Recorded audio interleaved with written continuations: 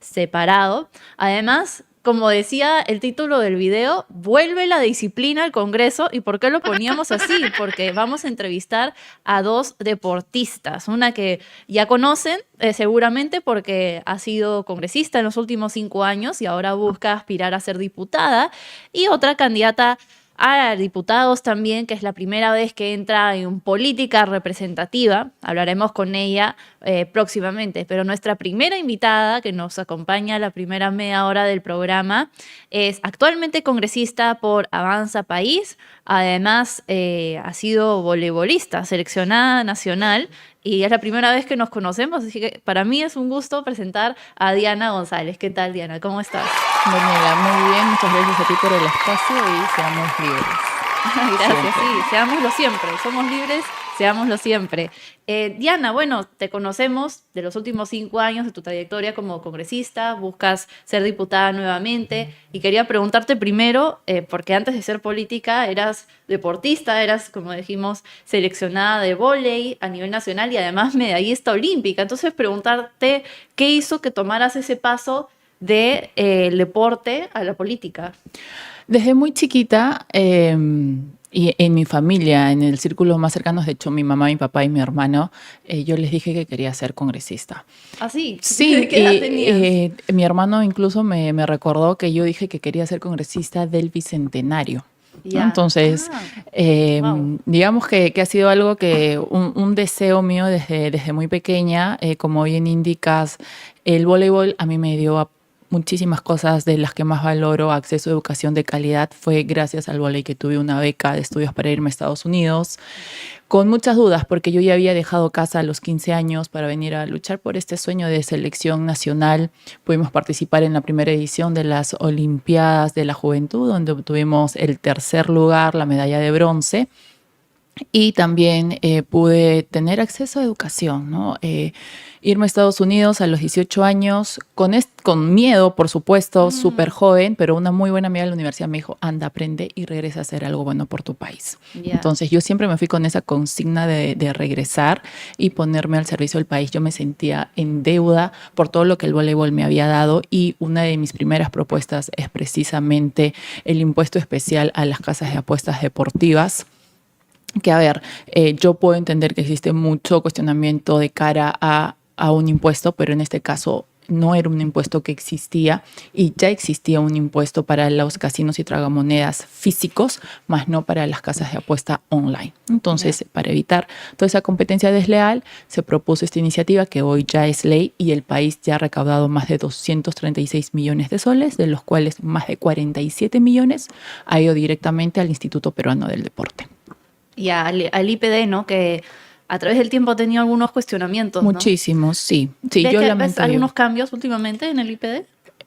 No positivos, ¿no? Ya. Yo sinceramente lamento, por ejemplo, el cierre del proyecto especial legado. Era de las pocas cosas que estaba funcionando y muy bien en el país. Se realiza este cierre, el IPD toma control de absolutamente todo y de cosas que no es de pronto lo que ellos se caracterizan, ¿no?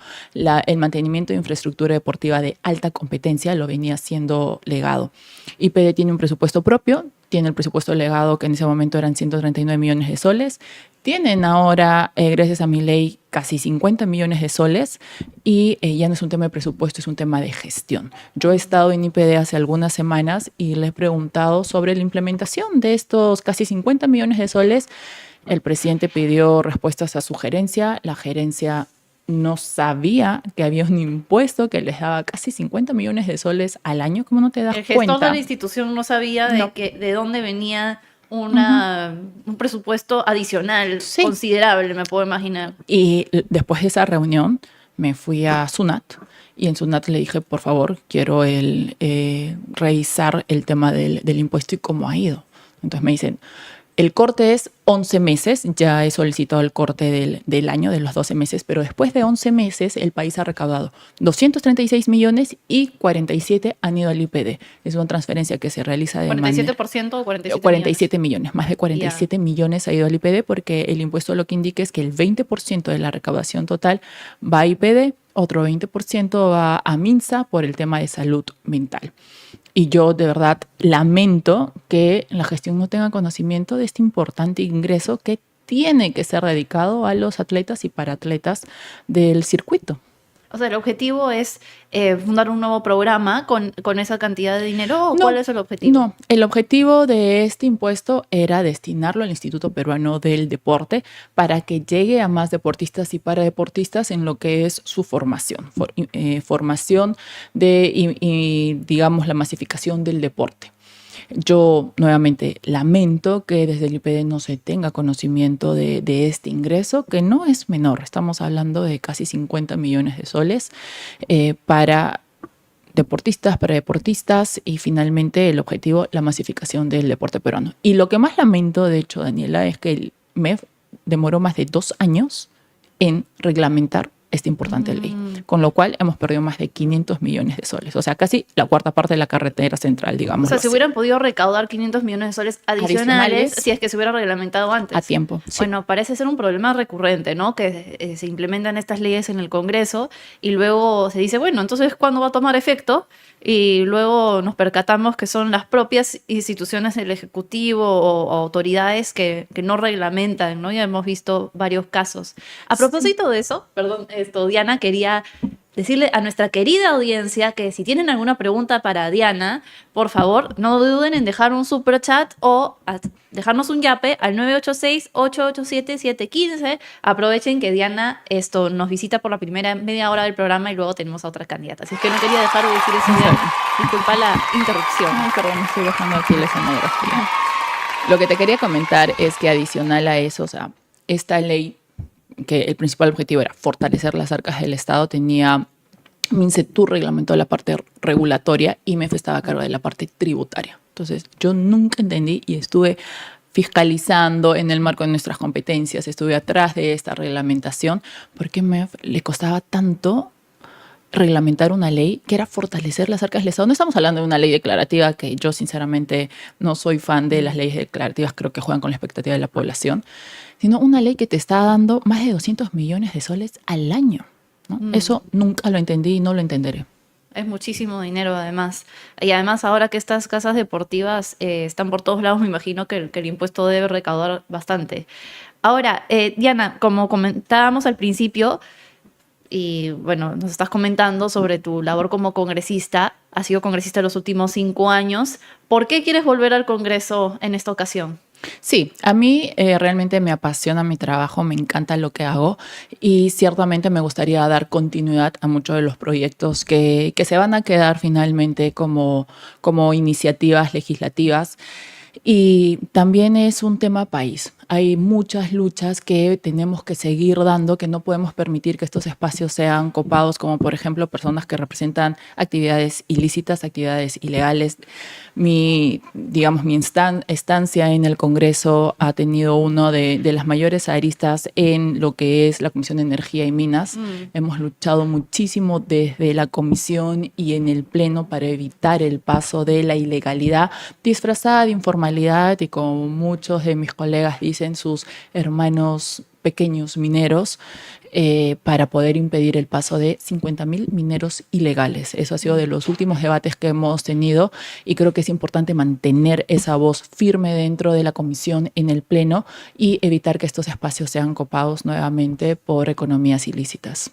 Has sido vicepresidenta de la Comisión de Energía y Minas, pero en todo este tiempo ¿también has estado en esa comisión o ha sido algo de los últimos años? No, he estado desde el inicio en la Comisión de Energía y Minas, todo el periodo he permanecido en esta comisión. En más de una oportunidad he tenido la vicepresidencia, pero ciertamente la vicepresidencia no tiene, digamos... El peso de la presidencia. No, definitivamente. Eso es lo que me llama la atención también, porque es alguna crítica que se le hace en algunos medios de comunicación a algunas fuerzas políticas del Congreso, que es si hay tanta importancia respecto a la ilegalidad en la minería, ¿por qué siempre ceder este espacio a grupos que parecen estar favoreciendo, más bien antes que fiscalizando a la minería ilegal? ¿Por qué es que no se llega a un consenso para buscar más protagonismo en esta comisión? ¿A qué crees que se debe esto?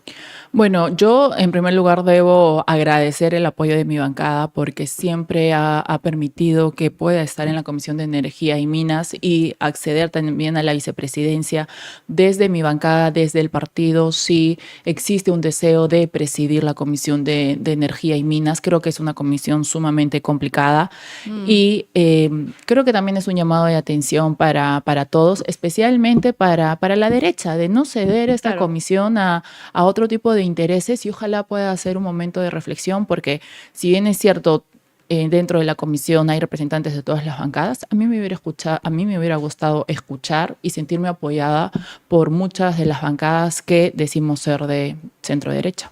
¿Y no viste ese apoyo? Porque justo vi un comentario tuyo crítico respecto a Alejandro Muñante de Renovación Popular en una votación en particular que dices que votó en ámbar, ¿no? No. ¿O cómo fue? A ver, yo lo conté así. Hubo un congresista que llegó al pleno y me dijo, Dianita, quiero verte, ¿no? Precisamente en el debate de Reinfo yo le dije, quiero ver tu voto. Y al final lo que vi fue que él pidió licencia y no votó. Ya. Luego ya me preguntan quién es y lo dije, pero ha sido una recurrente de la bancada de Renovación en la Comisión de Energía y Minas. Yo los invito a revisar cuántas licencias por salud se pidieron, cuántos ámbar se votaron. De hecho, esa misma cuestión previa que yo planteo en el Pleno, la había planteado en la comisión y la perdí por un voto.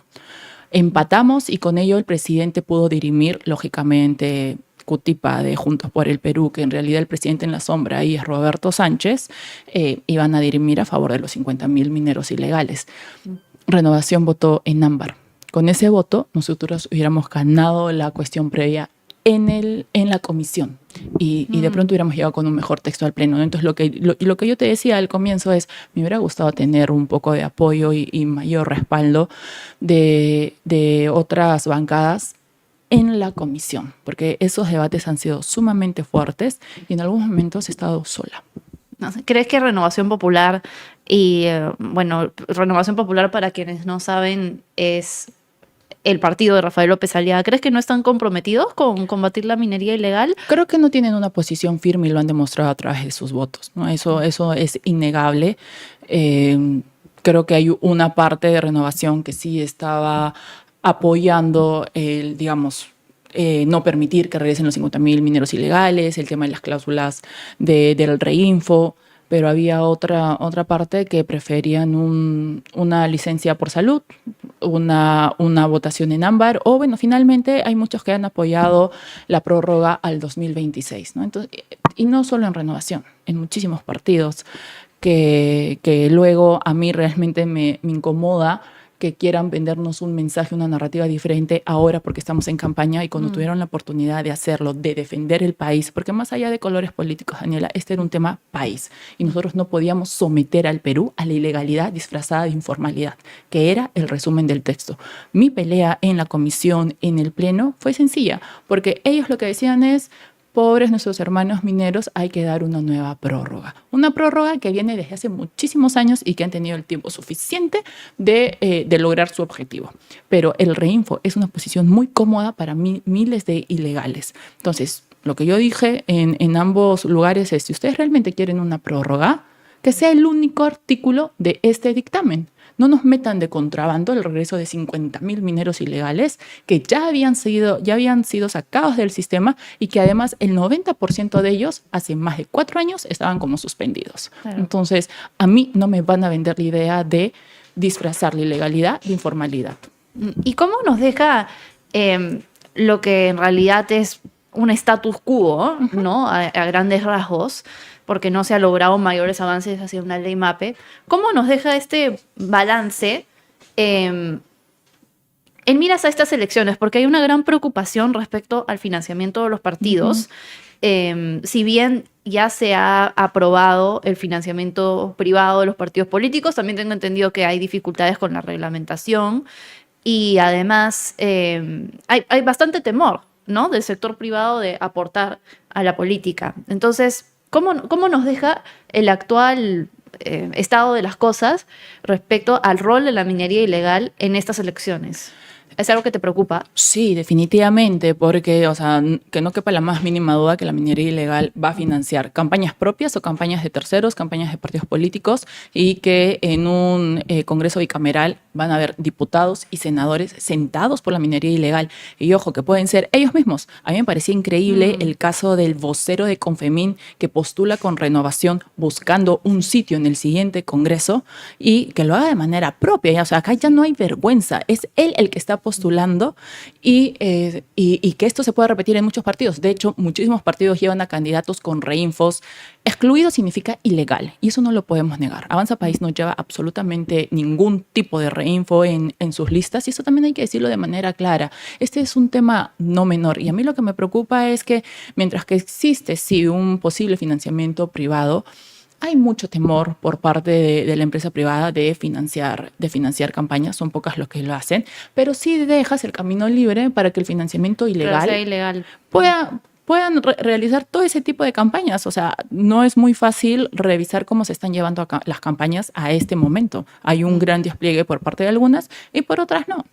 Ahora, tengo entendido que Renovación apartó al líder de la Confemín o no sé si la información... Eso fue lo que dijo el candidato presidencial. Okay. Lo que dijo Becker, que lo llevaba en sus filas, es que él renunció a Renovación, ¿no? Entonces, pero bueno, tampoco pueden negar los lazos que existieron ahí. Yo recuerdo un evento muy grande en el mes de marzo del 24, cuando se discutía la derogación de un DL respecto a minería ilegal y respecto a la prórroga del Reinfo.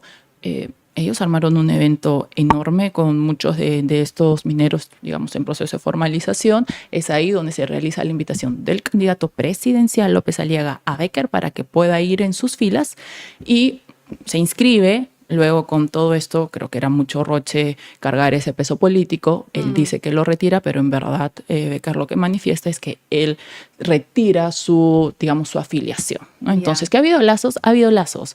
A mí lo que me parece increíble también en una entrevista que estuve y que escuché es que era la misma municipalidad o el mismo López Aliaga quien financiaba el baño disal de los mineros en la avenida Bancay cuando estaban días de días ahí. Sí, me parece eso increíble, ¿no? O sea, es un poquito de dignidad. ¿Estamos luchando por el país o en contra del país? Entonces, ahora que estamos en campaña, escuchar una narrativa de mano firme en contra de la ilegalidad es como, no hace sentido. A mí no me parece coherente porque cuando has tenido la oportunidad, no lo has hecho. Y ahora que estamos en campaña, sí queremos ver ese tipo de mensajes. No sé, me deja mucho que desear. ¿Y cómo ves las perspectivas respecto al siguiente? Bueno, ahora proceder con las leyes va a ser bastante complicado, ¿no? Porque vas a tener a diputados y vas a tener a Senado. ¿Y cómo ves las perspectivas o si tienes algún proyecto ya listo o si te gusta la ley MAPE que había sido redactada respecto a afinar los detalles para que la minería ilegal no se salga con la suya? ¿Ustedes tienen un plan? Sí.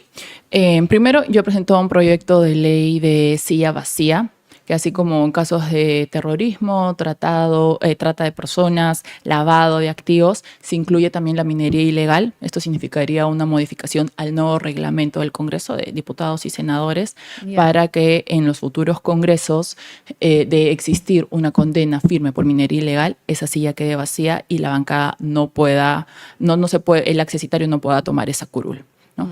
Por otro lado, también comentarte que el proyecto, el plan de gobierno de Avanza País incluye la posibilidad de un código minero.